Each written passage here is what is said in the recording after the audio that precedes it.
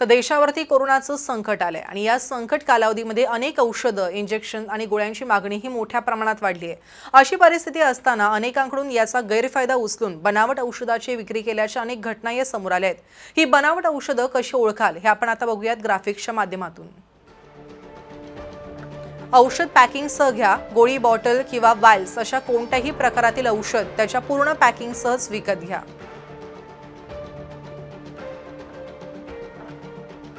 यासोबतच माहिती पत्रक जे आहे ते सुद्धा या औषध पॅकिंग मध्ये असतं ते तपासा।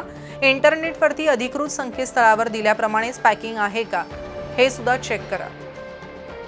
शक्यतो माहितीमधील ब्रँडची औषधच खरेदी करा।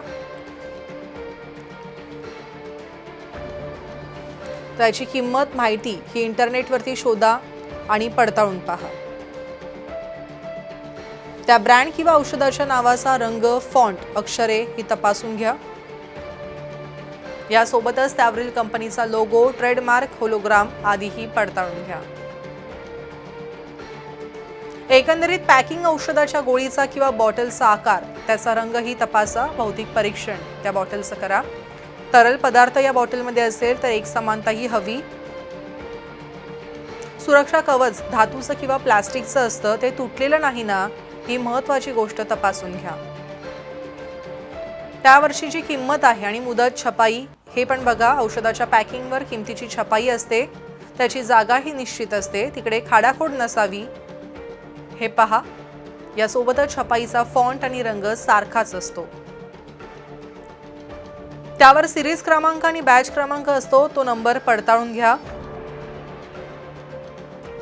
औषधाचा पत्ताही पडताळून घ्या। किमतीच्या खाली कंपनीचा कायमस्वरूपीचा पत्ता असतो, तो खरंच अस्तित्वात आहे का हे तुम्ही ऑनलाईन चेक करू शकता।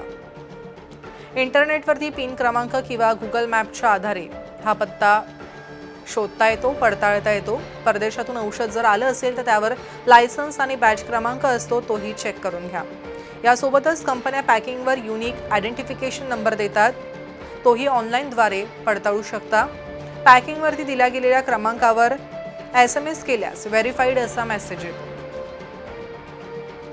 यासाठी कंपनीची मोबाईल ऑथेंटिकेशन सर्व्हिस असते, ती सुद्धा तुम्ही ऑनलाईन चेक करू शकता। बारकोड किंवा QR कोड स्कॅन करा आणि या औषधासंदर्भातली माहिती ही तुम्ही घर बसल्या घेऊ शकता। यासाठी कंपनीनं स्कॅनिंग ॲप्लिकेशन सुद्धा दिलेलं असू शकतं, ते तुम्ही चेक करू शकता। तर संबंधित व्यक्ती किंवा दुकानदार बनावट औषध विकत असल्यास आणि अशी गोष्ट तुम्हाला कळाल्यास त्वरित जवळच्या पोलीस ठाण्याला मात्र नक्की कळवा। अन्न आणि औषध प्रशासनाकडे त्याच्या अधिकृत संकेतस्थळावरती जाऊन तुम्ही ऑनलाईन तक्रार सुद्धा करू शकता। मूळ औषध कंपनीला कळवण्यास ते सुद्धा कारवाई करू शकतात, त्यामुळे तुम्ही ऑनलाईन जी आहे ती तक्रार करू शकता।